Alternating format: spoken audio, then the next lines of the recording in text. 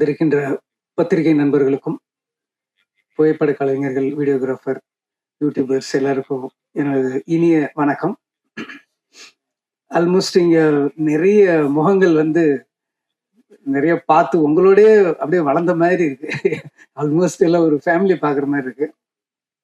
Devaraj sir இல்லைங்க, ரொம்ப மீண்டும் உங்களை சந்திக்கிறதுல ரொம்ப சந்தோஷமா இருக்கு. படம் திருக்குமரன் இருந்து ஸ்டார்ட் பண்ணலாம்னு நினைக்கிறேன். திருக்குமரன் வந்து என்னுடைய அசிஸ்டன்ட் இருந்தவர். கஜினி படம் என்னோட ஒர்க் பண்ணாரு. அதுக்கப்புறம் ஏழாமரி ஒர்க் பண்ணாரு. இன்னும் நிறைய படம் துப்பாக்கி ஸ்கிரிப்டில் ஒர்க் பண்ணாரு. நிறைய படங்கள் எங்கிட்ட ஒர்க் பண்ணியிருக்காரு. ரொம்ப நெருங்கிய என் மனசுக்கு பிடிச்சவர் அவரு. அப்ப திருக்குமரனா இருந்தாரு. இப்போ கிறிஸ் திருக்குமரன் ஏதோ கிறிஸ்டோபர் அப்படின்ற லெவல்ல இருந்தாரு. ஒன்னும் இல்லை, அவங்க அப்பா பேர் கிருஷ்ணமூர்த்தின்னு நினைக்கிறேன். அதை சுருக்கி அப்படி முன்னால வச்சு ஒரு ஃபீல் கொடுத்துருக்காரு. ரொம்ப திறமையானவர். திடீர்னு இந்த டைட்டில் வந்து ரெட்டத்தலை வந்து நான் பண்ணணும்னு வச்சு ரொம்ப நாளா என்னோட ட்ரீமா வச்சிருந்த ஒரு டைட்டில். அது திடீர்னு வந்து இவர் வந்து சார் அந்த டைட்டில் எனக்கு வேணும்னு கேட்டாரு. நான் கொடுத்துட்டேன். கொடுக்கலன்னா பிடிங்கிருப்பா, வேற என்ன பண்றது. ஸோ எனக்கு ரொம்ப பிடிச்ச டைட்டில், கரெக்டான இடத்துல அது வந்திருக்கு. ரொம்ப சந்தோஷமா இருக்கு. திருக்குமரன் வந்து இந்த டைட்டில் யூஸ் பண்ணி ஒரு நல்ல படம். இன்னைக்கு ட்ரைலர் பார்க்கும்போது ரொம்ப சூப்பராக இருந்தது. அந்த மேக்கிங், அந்த விஷுவல்ஸ் பார்க்கும்போது ஸ்டன்னிங்காக இருந்தது. நல்ல பெரிய வெற்றி அடையும்னு ஒரு முழு நம்பிக்கை இந்த ட்ரைலர் நமக்கு கொடுக்குது. கூடிய சீக்கிரம் என்னது ப்ரொடக்ஷனுக்கு வந்து நானா ஒரு டைரக்டரை இன்ட்ரோடியூஸ் பண்ணேன். மான்கராத்தில் ஒரு டைரக்டரா இன்ட்ரோடியூஸ் பண்ணோம். ஸோ அப்போ கே திருக்குமரன் இருந்தார். இப்போ கிறிஸ் திருக்குமரன் கொஞ்சம் அது ரொம்ப சந்தோஷமா இருக்கு. கூடிய சீக்கிரம் எனது நிறுவனம்க்கு வந்து என்னோட ப்ரொடக்ஷனுக்கும் அவர் ஒரு படம் பண்ணிக்கணும்னு சொல்லி இந்த ஸ்டேஜில் நான் கேட்டுக்கிறேன்.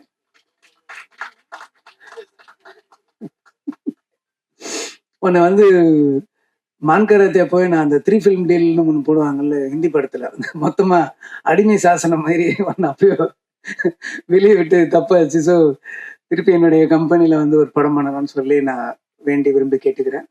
அப்புறம் வந்து அருண் விஜய் சார் வந்து ஒரு பெரிய ஒரு ரகசியத்தை சொல்லாம இருக்காரு. அவரு அப்படியே இருக்காரு, எந்த சேஞ்சுமே இல்லை முகத்துல. வந்து அன்னைக்கு ஏதாவது ஒரு 20 இயர்ஸ்க்கு முன்னாடி எடுத்த படத்துல ஏதாவது க்ளோஸ்அப்ஸ் விட்டு போச்சுன்னா ரீரிலீஸ்க்கு மறுபடியும் ரீஷூட் பண்ணி கூட ஜாயின் பண்ணலாம் போல் தெரியுது. அப்படியே இருக்காரு. அந்த சீக்ரெட் என்னன்னு கொஞ்சம் சொன்னீங்கன்னா நாங்களும் கொஞ்சம் கத்துக்குவோம். ரொம்ப நல்லா பண்ணிருக்கீங்க சார். ஆக்ஷன்லாம் பிரமாதமா இருக்கு, சொல்லவே தேவையில்லை. அவர் வந்து எண்ணெய் எறிந்தாளுக்கு முன்னாடி வரைக்கும் ஒன்று இருந்தாரு. ஆஃப்டர் எண்ணெய் எறிந்தாளுக்கு பின்னால அவரோட வளர்ச்சி வேற மாதிரி இருக்கு. அவரோட ஸ்கிரிப்ட் சாய்ஸ் எல்லாமே ரொம்ப நல்லா இருக்கு. ரொம்ப கடினமான உழைப்பாளிங்கிறதுல சந்தேகமே கிடையாது. ஏன்னா என்கிட்ட ரொம்ப நாளைக்கு முன்னாடி ஒரு வீடியோ காமிச்சாரு. அந்த வீடியோல பாத்தீங்கன்னா ஃப்ளைட்ல இருந்து ஜம்ப் பண்றாரு.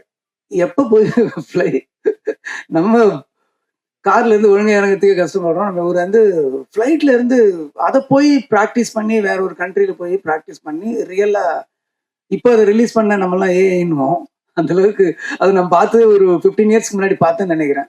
அந்த அளவுக்கு ஒரு ஒரு ஹார்ட் ஒர்க்கர். அவரு வந்து சினிமாவில் இன்னும் நிறைய இடங்கள் காத்துட்டு இருக்கு. இன்னும் நிறைய வளரணுன்றது என்னோட மனப்பூர்வமான வேண்டுகோள், வாழ்த்துக்கள். நல்ல திறமைசாலி, அதே மாதிரி சின்சியர். இன்னைக்கு இது 2 காம்பினேஷன் அமையிறது வந்து கஷ்டம். அதனால வந்து அருண் விஜய் சார் வந்து இந்த படம் ஒரு பெரிய பிரேக்காகவும் இன்னும் அவரை அடுத்த கடத்துக்கு கொண்டு போற ஒரு படமாகவும் இருக்குன்றத நான் வாழ்த்தி கேட்டுக்கொள்கிறேன். அப்புறம் ஹீரோயின் சித்திக் வந்து நல்லா பண்ணியிருந்தாங்க, அழகா பண்ணியிருந்தாங்க. இதுக்கு முன்னாடி அவங்க நடிச்சிருந்த அந்த படமும் ரொம்ப பிரமாதமா இருந்தது, கௌதம் மேனன் சாரோட படத்துல. இதுலயும் ரொம்ப நல்லா பண்ணியிருக்காங்க.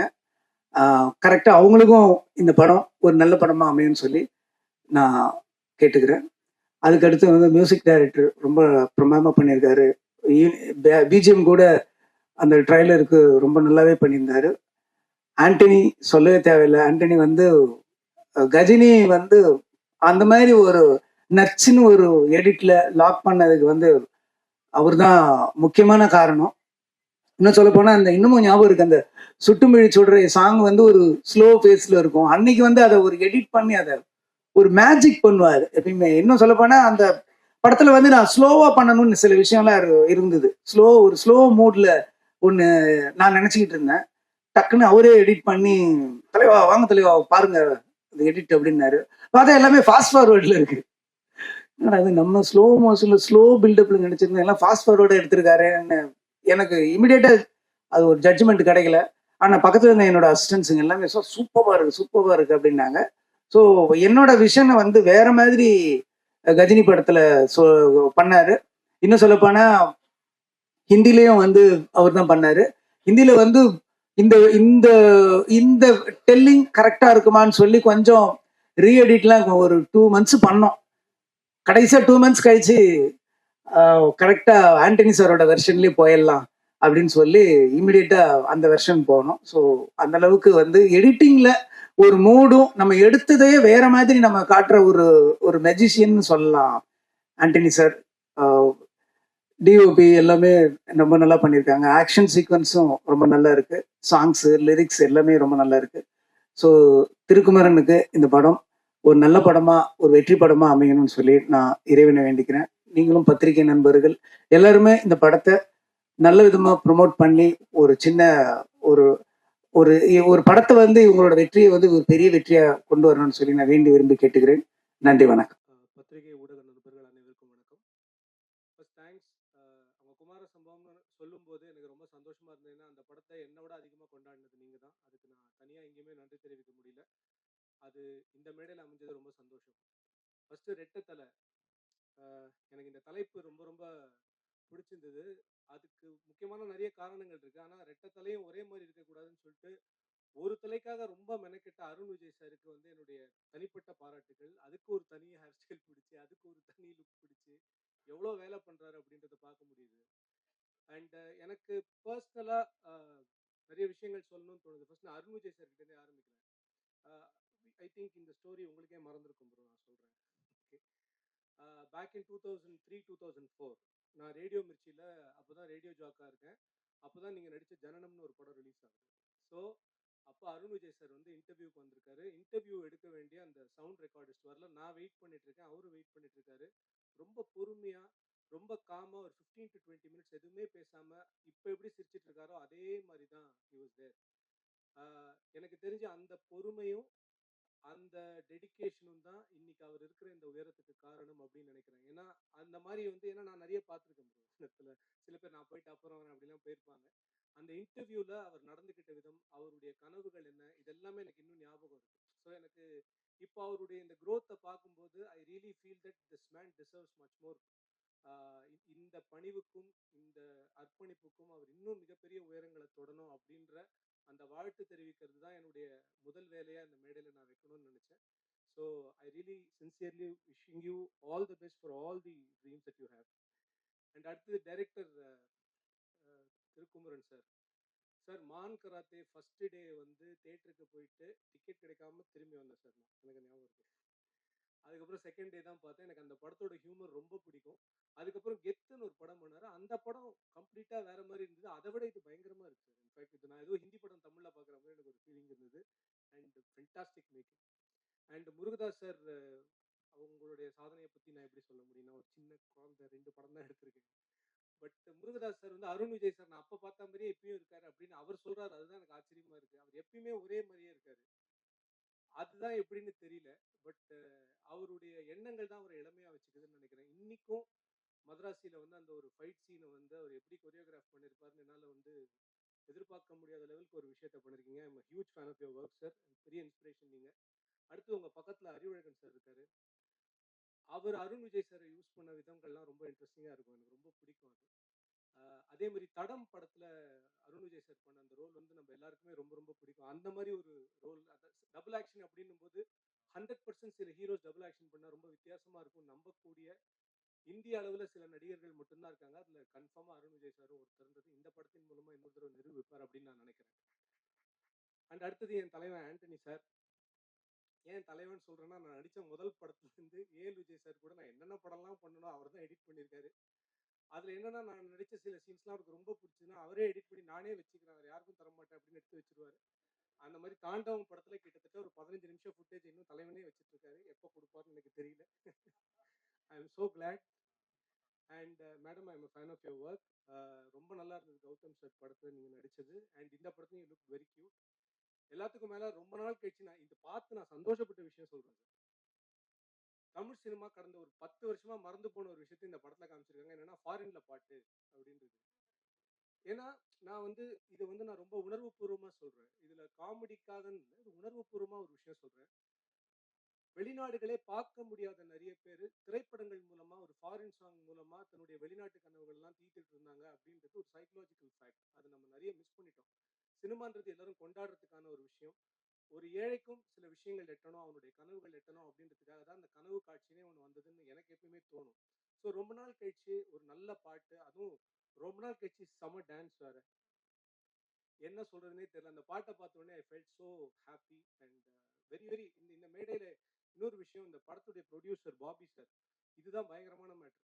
நம்ம தான் ஒரு ஃபிலிம் மேக்கர் ஆயிட்டோமே, அதனால நமக்கு எல்லா ப்ரொடியூசரும் தெரியணும் அப்படின்றதுக்காக யார்கிட்டயோ ஒரு தடவை கேட்டு இந்த பாபி சார் எப்படி கான்டாக்ட் பண்றது அப்படின்னு, ஏய் அவர் வந்து ஃபேஸ்புக்கில் இருக்காரா அப்படின்னு இந்த ஃபேஸ்புக்கில் ஐடியை தேடி கண்டுபிடிச்சி நான் வந்து மெசேஜ் போடுறேன்.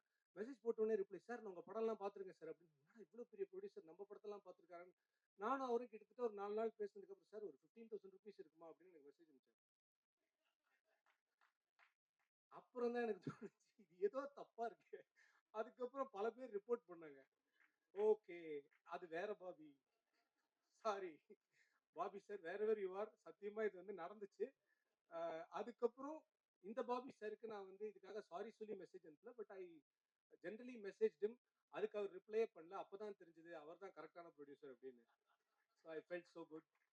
Thank you Bobby sir for this. Whenever you see this, முடிஞ்சா ஒரு ஹாய் போடுங்க. நீங்க தான்றதை கன்ஃபார்ம் பண்ணுங்க, இல்லாட்டி நான் யார்கிட்ட பேசுறேன்னு எனக்கு தெரிய மாட்டேங்குது.